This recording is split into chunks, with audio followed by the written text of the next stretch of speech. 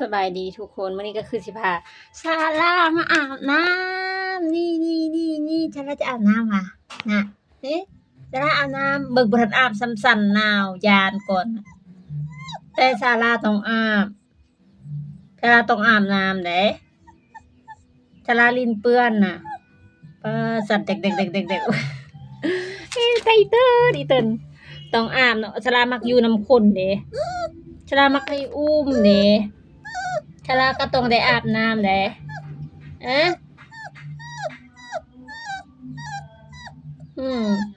ให้แต่เขาอุ้มเราบ่อยากอาบน้ำให้สิอุ้มเหม็น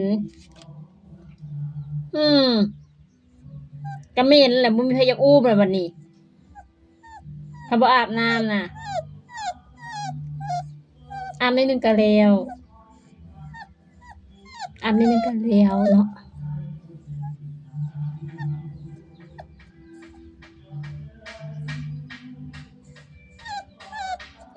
ยานแท้ยานว่ะอาบทุกมื้อยังบ่ลืมอีกว่ะฮะบ่ชราอาบน้ำทุกมื้อชรายังบ่ลืมอีกว่ะ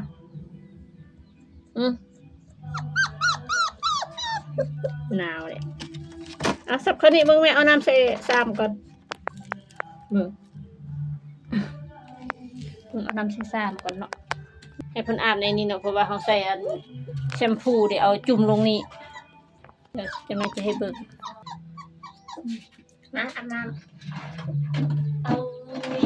อุ้ยชราจะอาบน้ำแล้วชราอาบน้ำอุ้ยหนาวต้องได้อาบน้ำแต่ท่านน่ะมีใครดิ้นน้ำล่ะมีใครอุ้มล่ะ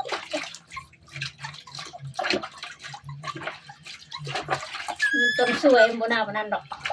สะหัวบัดนี้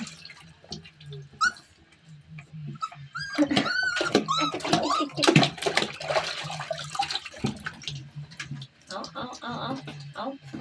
อยู่นี่จะยากจัก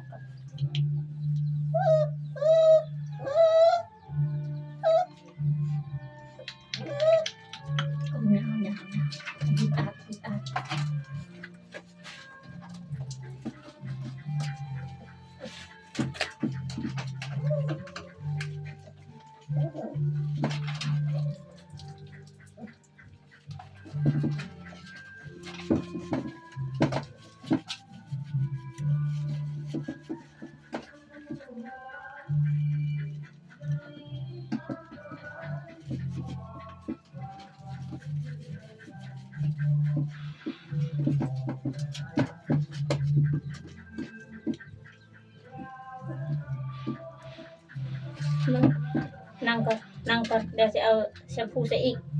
แชมพูบ่พอ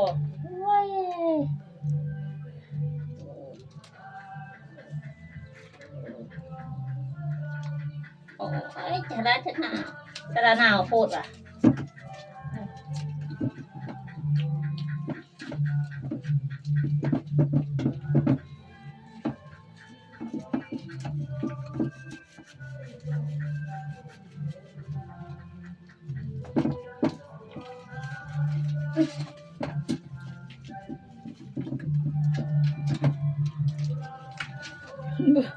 หลังอาบน้ำเฮ้ยหนาวเบิ่งอย่าเศร้า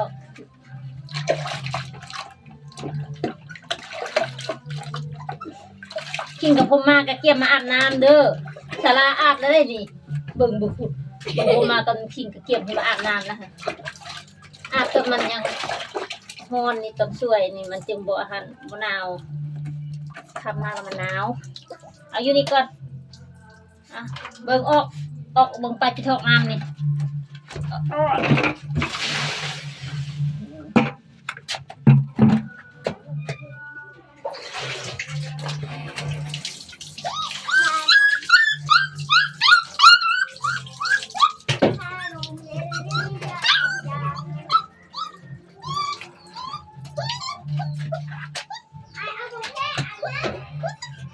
มันกินกับมาทางน้ำท้องเย็นเร็วละ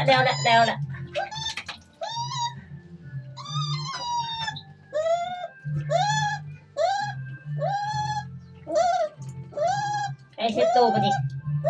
ไปเซ็ตตัว